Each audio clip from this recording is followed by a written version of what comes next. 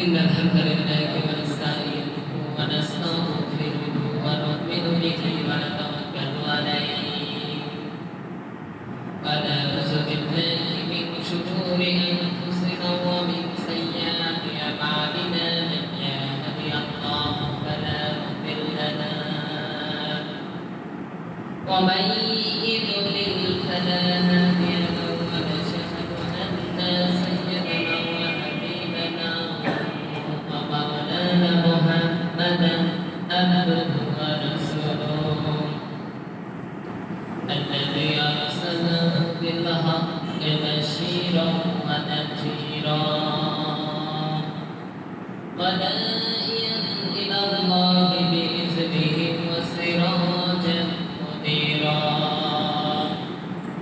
فقد قال الله تعالى في كلامه المجيد والقرآنه الحكيم شكل زمان يقولون أعوذ بالله من الشيطان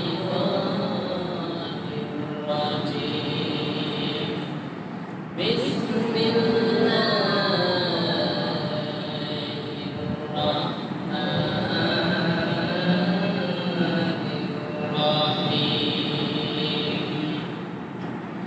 ولن ترضى عنك اليهود ولا النصارى حتى تتبع ملتهم قل إن هدى الله هو الهدى إلى آخر آيات صدقت يا ربنا.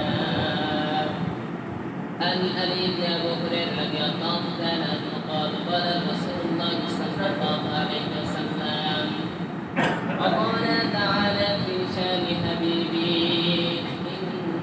ان الله وملائكته يصلون على النبي يا ايها الذين امنوا صلوا عليه وسلموا تسليما اللهم صل على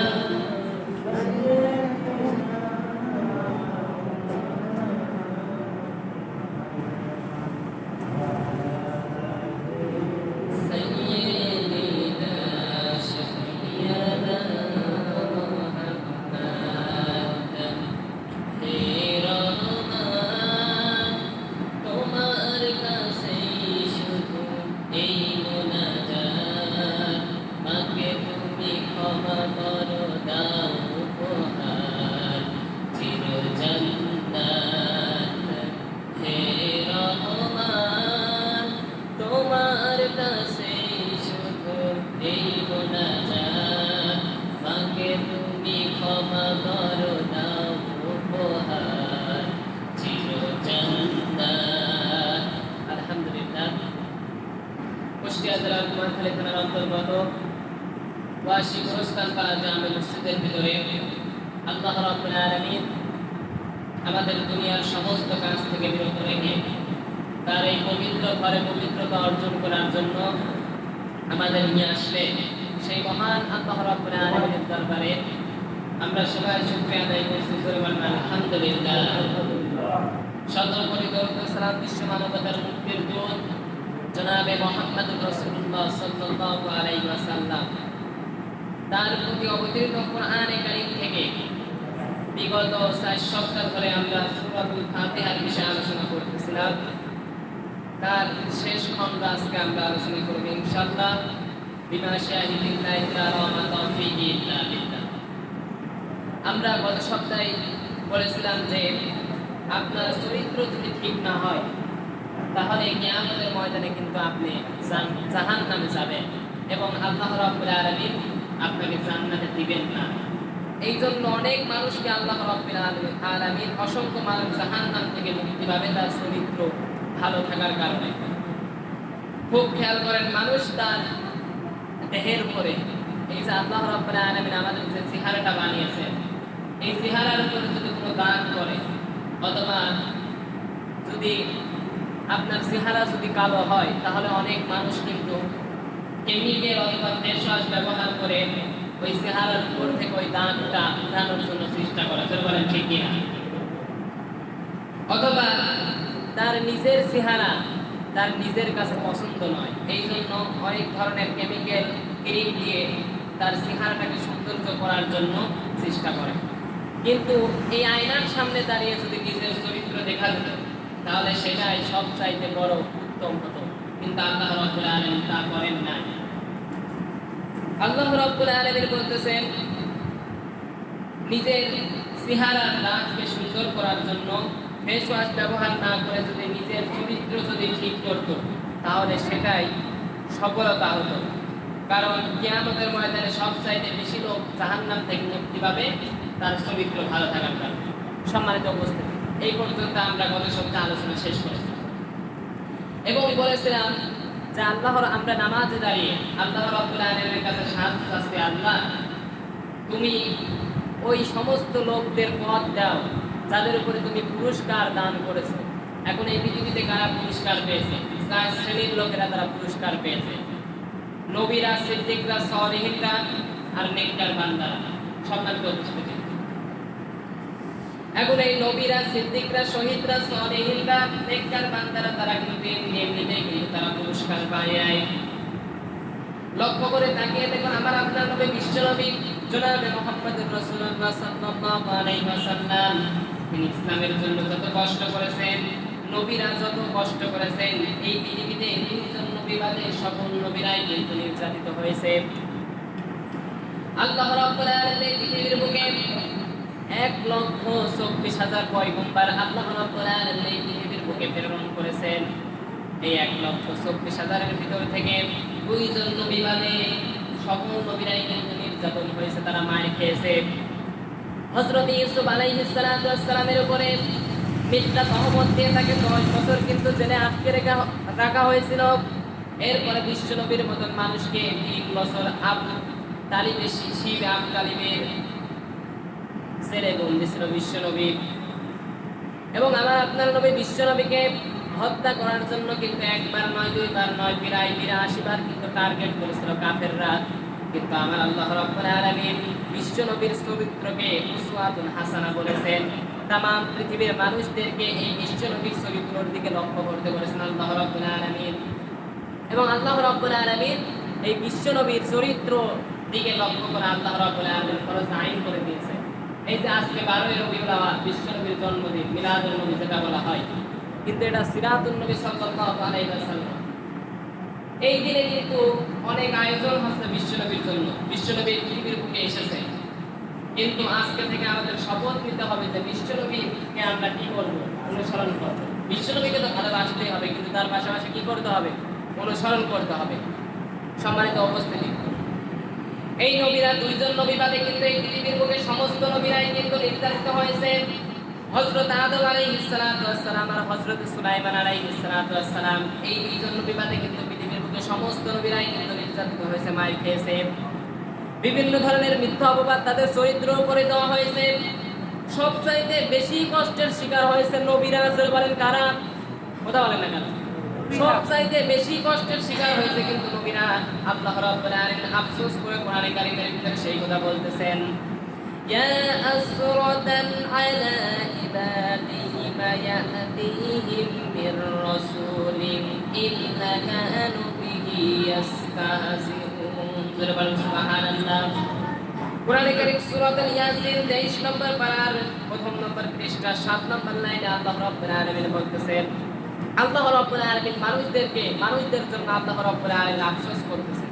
তিনি বলতেছেন, আফসোস, আমি এমন কোন নবী পাঠাইনি যে সকল নবীরা সমকালীন যুগের লোকেরা এই নবীদেরকে নিয়ে হাসি ঠাট্টা তামাশা উপহাস করেনি, জেল জরিমানা নির্যাতন তাদের উপরে করেনি। এমন কি তারা সমস্ত লোকেরাই বিশ্ব নবীদেরকে নিয়ে হাসি ঠাট্টা করেছে এবং উপহাস করেছেন। সেই কথা আল্লাহ রাব্বুল আলামিন সূরা ইয়াসিনের ভিতরে বলতেছেন।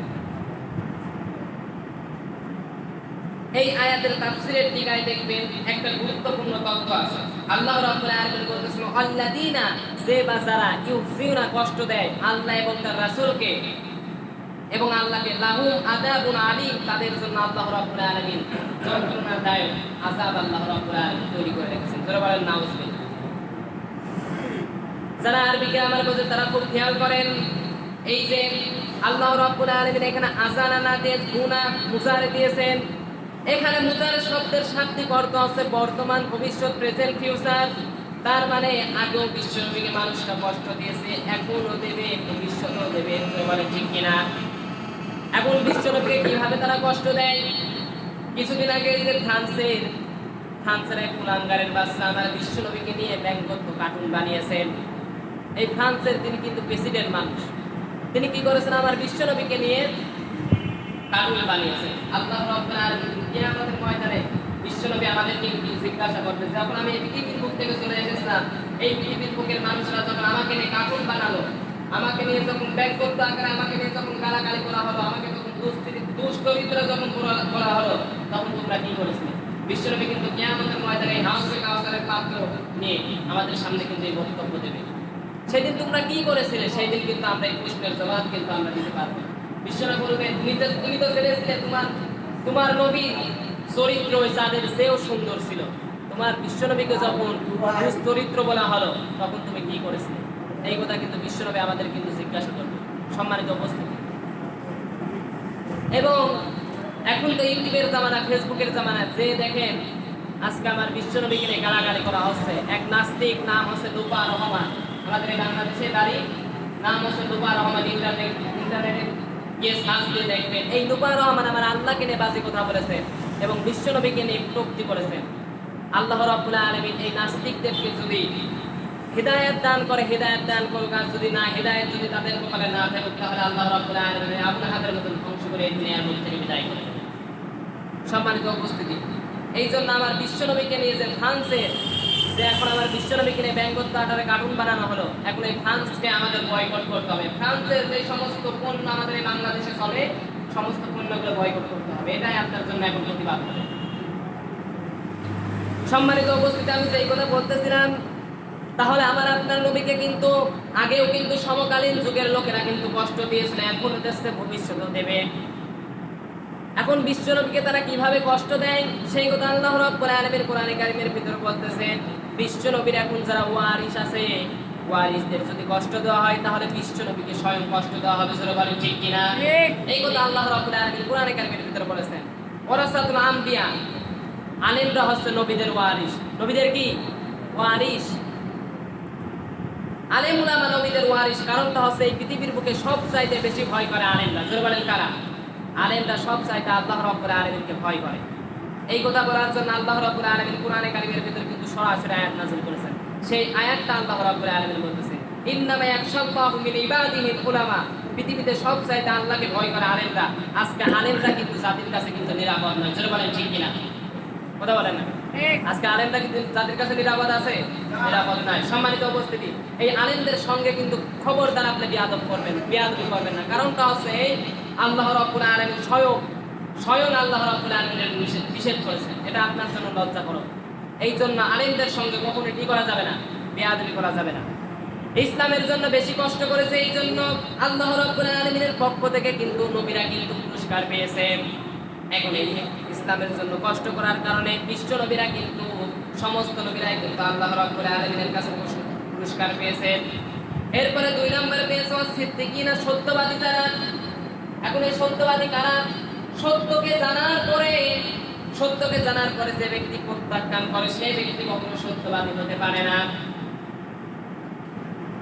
এখন এই যে আমরা সিদ্দিকরা কিন্তু আল্লাহ রাব্বুল আলামিনের কাছ থেকে পুরস্কার পেয়েছে, কিন্তু আমরা এই সিদ্দিক মানে আমরা সাধারণত মনে করি নামের সামনে সিদ্দিক দিয়ে দিলে সে গুনাহে বিশ্বাসী হয়ে যায়। না না না, আল্লাহ রাব্বুল আলামিন বলতেছেন নামের পাশে সিদ্দিক থাকলে কিন্তু সে বিশ্বাসী হয় না। হযরত আবু বকরের দিকে লক্ষ্য করে তাকিয়ে দেখুন।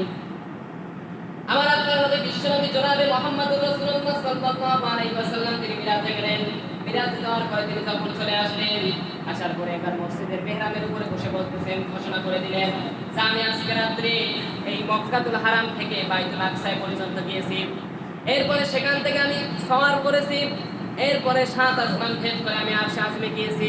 আরশে আযমে গিয়ে আল্লাহর সঙ্গে সাক্ষাৎ করে এরপরে আমি ফজরের নামাজে এই মসজিদে এসে বসে পড়েছি।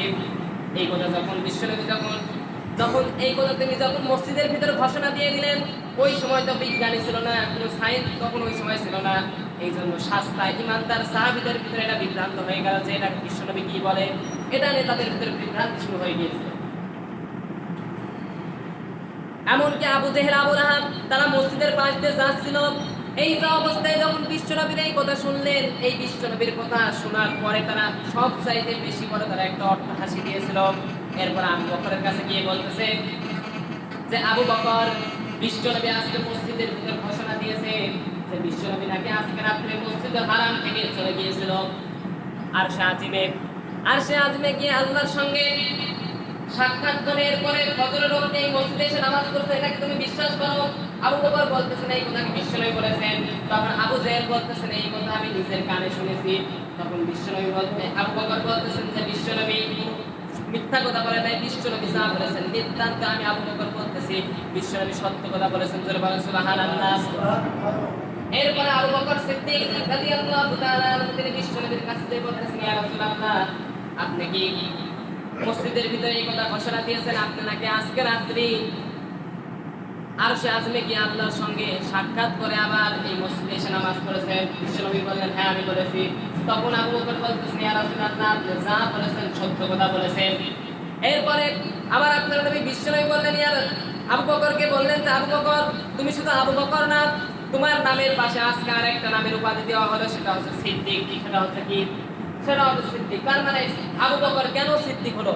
বিশ্বনবীর এই কথা আবু জেহেলের মুখ থেকে শুনে আবু বকর সিদ্দিক রাদিয়াল্লাহু তাআলা তিনি বলেছেন বিশ্বনবী যা বলেছেন সেটা সত্য কথা বলেছেন। এই জন্য বিশ্বনবী আবু বকরের সামনে নামের সামনে এই সিদ্দিক এই নামটা আল্লাহ রাব্বুল বিশ্বনবী উপাধি দিয়ে দিয়েছেন। এরপর অসংখ্য মানুষ কিন্তু জানতো তারা যে কোনটা সত্য কোনটা মিথ্যা, এটা কিন্তু অগণিত মানুষ কিন্তু জানে। কিন্তু শুধুমাত্র এই সত্য জানার পরও শুধুমাত্র জেদের বশতে এই কাজগুলো তারা এই সত্যকে কিন্তু তারা প্রত্যাখ্যান করে। এখন আপনি সত্য জানার পরে আপনার জীবন যদি চলে যাও, আপনার যদি কোনো ক্ষতি হয়, কিন্তু কোনটা সৎ কোনটা হক কোনটা সঠিক এই কথা কিন্তু আপনাকে বলাই লাগবে। আপনি যদি এই সত্য কথা জানার পরে যদি আপনি প্রত্যাখ্যান করেন তাহলে কিন্তু আপনি নব্বই ইহুদি হয়ে যাবেন। সেই কথা আল্লাহ রাব্বুল আলামিন কোরআনে কারীমের ভিতরে বলতেছেন। আমি এখন খুলে বলি তাহলে আপনার ঘায়ে লাগতে পারে, এই জন্য আমি এই পর্যন্ত এই কথাটা থামিয়ে দিলাম। আল্লাহ রাব্বুল আলামিন বলতেছেন আপনি যদি এই সত্য জানার পরে যদি আপনি সত্যকে প্রত্যাখ্যান করেন তাহলে আপনার জন্য কিন্তু আল্লাহর কাছে কোনো পুরস্কার নেই। সম্মানিত উপস্থিতি, এরপর আমি আপনি দাঁড়িয়ে নামাজের ভিতরে তখন সূরাতুল ফাতিহা তেলাওয়াত করতেছি। এরপর আমি আপনি দাঁড়িয়ে বলতেছি সিরাতাল্লাযীনা আন'আমতা আলাইহিম গায়রিল মাগদুবি আলাইহিম ওয়ালাদ-দাল্লিন। সূরা বলেন আমিন। এই যে গায়রিল মাগদুবি আলাইহিম, এই যে মাগদুব আর দাল্লিন, মাগদুব মানে ইহুদি আর দাল্লিন মানে খ্রিস্টান। মাগদুব মানে ইহুদি আর দাল্লিন মানে খ্রিস্টান।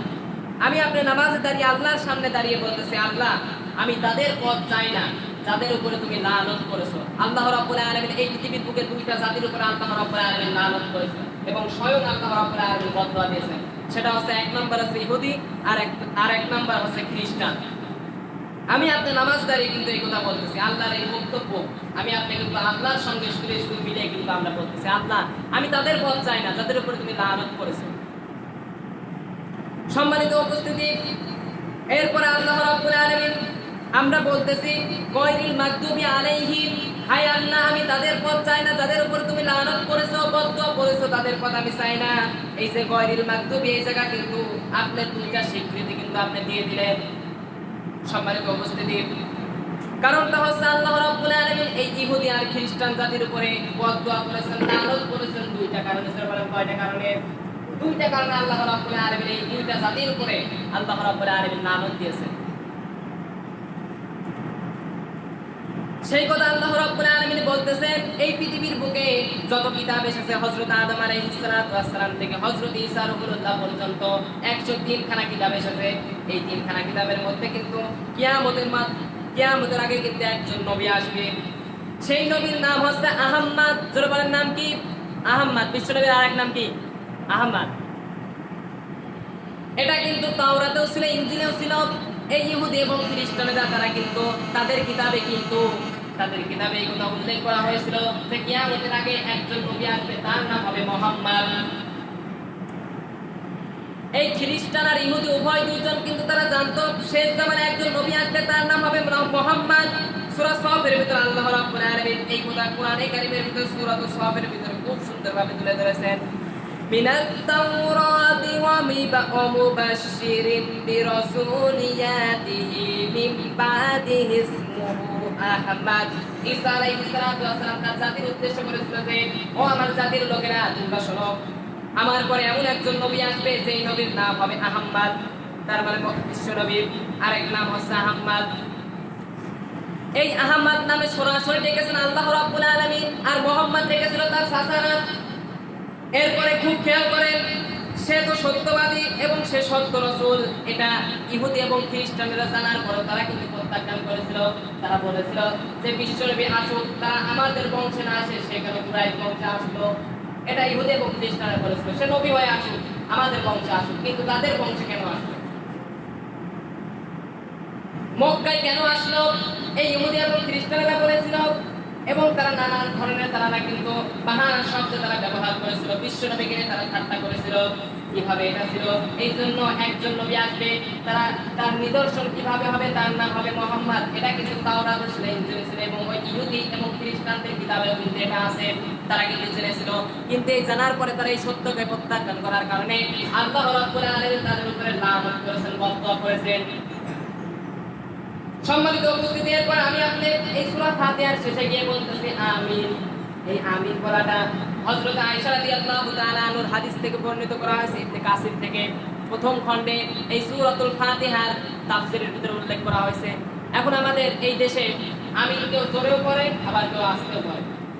সম্মানিত উপস্থিতি, এই সূরা ফাতিহার যে আমিনটা বলা, এটা আল্লাহ রাব্বুল আলামিন বলেছেন, বিশ্বনবী বলেছেন যে তোমরা আমিন বলো, কারণ ফেরেশতাদের আমিনের সঙ্গে তোমাদের আমিন যদি মিলে যায় তাহলে আল্লাহ রাব্বুল আলামিন তোমাদের জীবনের সমস্ত গুনাহ কাটা মাফ করে দেবেন। জোরে সুবহানাল্লাহ। এই জন্য ওই আপনি একাকীভাবে নামাজ পড়েন অথবা ইমাম সাহেব নামাজ পড়াচ্ছেন, তখন এই সূরা ফাতিহা শেষে কি বলতে হবে? আমিন বলতে হবে। কিন্তু এই আমিনটা আবার বেশি উচ্চ স্বরেও পড়া যাবে না, আবার নিম্ন সুরে পড়া যাবে না। স্বাভাবিক অবস্থায় আপনার এই আমিনটা পড়া লাগবে, কারণ আপনি যদি জোরে জোরে যদি আমিন বলে ওঠেন তাহলে আপনার পাশে যে রয়েছে তার ক্ষতি হতে পারে। জোরে বলেন ঠিক কিনা? এই জন্য আমিনটা স্বাভাবিকভাবে পড়তে হবে। এটা তিন রকমের মাসালাই আছে। কোন ব্যক্তিরা বলেছেন যে আমিন আস্তে বলতে হবে, কারণ আল্লাহ আস্তে বলতেও শোনে, আবার জোরে বলতেও শোনে। কিন্তু মাসালা অনুযায়ী বরং বিশ্বনবী যেই রকম করেছেন সেই রকমই আমাদের করতে বলেছেন। বিশ্বনবী দুই রকমের হাদিসের বর্ণনায় অনুযায়ী মাযহাবের সিদ্ধান্ত, হানাফি মাযহাবের সিদ্ধান্ত, এরপরে মালিক মাযহাবের সিদ্ধান্ত, এরপরে শাফি মাযহাবের সিদ্ধান্ত, এক এক সিদ্ধান্ত এক এক রকম দেওয়া হয়েছে। কেউ যদি আমিন জোরে বলে তার বিরুদ্ধে আমি করি না, কারণ এটাও হাদিসে আমিন আছে, আমিন জোরে বলতে হবে, এটাও হাদিসে আছে। আবার কেউ যদি আসতে পারে এর বিরুদ্ধে আমি নয়, কারণ এটাও হাদিসে আছে। তিন রকমের হাদিসে বর্ণনা করা হয়েছে মুসলমানদের। এই জন্য বিশ্বনবী বলেছেন তোমরা এই তিনটা কাজ বেশি করবা। তোমাদের এই তিনটা কাজ থেকে ইহুদি এবং খ্রিস্টানেরা, ইহুদিদের কি হয়? মুসলমানদের তিনটা কাজ দেখলে ইহুদিদের রাগ হয়, এবং এই মুসলমানদের উপরে এই মুসলমানরা যে তিনটা কাজ করবে এই তিনটা কাজ থেকে ইহুদিরা অসন্তুষ্ট হয়। মুসলমানদের উপরে এক নম্বর কাজ হচ্ছে মুসলমানরা এই যে জুম্মার নামাজ পড়ে, এই জুম্মার নামাজ কিন্তু ইহুদিরা দেখতে পাবে না। এই জন্য মাঝে মাঝে দেখবেন ওই যে বাইতুল আকসায় নামাজ বন্ধ করে দেওয়া হয়, তাদেরকে মুসলমানদের ওই মসজিদে নামাজ পড়তে দেওয়া হয় না, কারণ ইহুদিদের অসন্তুষ্ট হয়। এই কারণে ইহুদিরা কি করে? বাইতুল আকসার নামাজ বন্ধ করে দেয়, জুমার নামাজ বন্ধ করে দেয়, গন্ডগোল তৈরি করে, ওখানে গোলাগুলি সৃষ্টি করে এবং ওখানে ফিতনা লাগায়। সম্মানিত উপস্থিতি, এই জন্য জুম্মার নামাজ পড়াকে আল্লাহ রাব্বুল আলামিন একত্ববাদ হয়ে, ঐক্যবদ্ধ হয়ে এই জুম্মার নামাজ সবাইকে নিয়ে একসাথে পড়ার জন্য বিশ্বনবী আদেশ করে গিয়েছে। এরপরে দুই নাম্বার কাজ হচ্ছে আরেকটা কাজ, যেটা হচ্ছে কিবলামুখী হওয়া। এই যে আমরা সবাই নামাজ পড়ে কোন দিকে হই? কিবলামুখী, পশ্চিম দিকে না। কারণটা হচ্ছে কাবার ওই পাশে যারা আছে তারা পূর্ব দিকে নামাজ পড়ে, এরপরে যারা উত্তর আছে তারা দক্ষিণ দিকে নামাজ পড়ে, যারা দক্ষিণে আছে তারা উত্তর দিকে নামাজ পড়ে। এই জন্য কাবা ঘর যখন আমরা সবাই যখন এই নামাজ পড়ার সময় যখন আমরা কি করি? কিবলামুখী হই, কাবার দিকে হই, এটাকে এই কাজটা ইহুদিরা অসন্তুষ্ট হয়, তাদের পরিচয় রাখে এবং এই কাবাকে আল্লাহ রাব্বুল আলামিন প্রতীক বানিয়ে দিয়েছেন। সম্মানিত উপস্থিতি, এই কাজটা ইহুদিরা দেখতে পারে না, আমাদের এই কাজটা। এরপরে 3 নম্বর কাজ হচ্ছে আমরা এই যে সূরা ফাতিহা পড়ার পরে যে আমিন বলি, এই আমিনটা পড়ার কারণে ইহুদের মনে কিন্তু কষ্ট লাগে। এই জন্য বিশ্বনবী বলে গিয়েছেন তোমরা এই 3টা কাজ করবা, এই 3টা কাজ করার কারণে তোমরা ইহুদিদের রাগানোর জন্য তোমরা এই 3টা কাজ করবা। কারণটা হচ্ছে আগামী দিনে শেষ জামানায় মুসলমান জাতি ইহুদিদের সঙ্গে যুদ্ধ হয়ে তামাম পৃথিবীর নেতৃত্ব এই মুসলমানরা হাতে নিয়ে নেবে। বলেন ঠিক কিনা? এটা আল্লাহ রাব্বুল আলামিন কোরআনে কারীমের ভিতরে স্বয়ং আয়াত নাযিল করে বলেছেন, এটা আমি বলিনি, এটা আল্লাহ রাব্বুল আলামিন বলেছেন। এই জন্য এই মুসলমান জাতি কিন্তু শেষ জামানায় এসে ইহুদি এবং খ্রিস্টানদের সঙ্গে এই মুসলিমদের কিন্তু যুদ্ধ বাঁধবে, আর সমস্ত ইহুদি খ্রিস্টানদেরকে বিশেষ করে দিয়ে এই মুসলমান জাতি নেতৃত্ব করবে। তখন কোন রাষ্ট্রে কোন ইহুদির বাচ্চা কোন খ্রিস্টানের বাচ্চা তখন রাজত্ব করতে পারবে না, সমস্ত রাজত্ব এই মুসলমান জাতি করবে। এটা আগামী দিনে আল্লাহ রাব্বুল আলামিন মুসলমানদেরকে বিজয় করবে। আল্লাহু আকবার। সম্মানিত উপস্থিতি, তাহলে আমি আপনাদের দাঁড়িয়ে কিন্তু নামাজের ভিতরে এই কথা বলতেছি, আল্লাহ আমি তাদের পথ চাই না, তুমি যাদের উপরে লানত দিয়েছো আমি তাদের পথ চাই। ওই নবীরা, সিদ্দিকরা, শহীদরা যে পথ চেয়েছিল, তারা যে পথ পেয়েছিল, পুরস্কার পেয়েছিল, সেই পথটা আমি চাই। সম্মানিত উপস্থিতি, এরপরে আমরা আবার আগামী সপ্তাহে নতুন বিষয় আলোচনা করবো, মৌমাছির বিষয় নিয়ে। এই মৌমাছি আমাদের কি শিক্ষা দিচ্ছে, আমাদের এই মানুষদের কি শিক্ষাটা দিচ্ছে, এই নতুন বিষয় আগামী সপ্তাহে আলোচনা হবে ইনশাআল্লাহ। বিমা শাহিদিল্লাহি তাআলা ওয়া তাওফিকিল্লাহি ওয়া রাসূলুল্লাহি।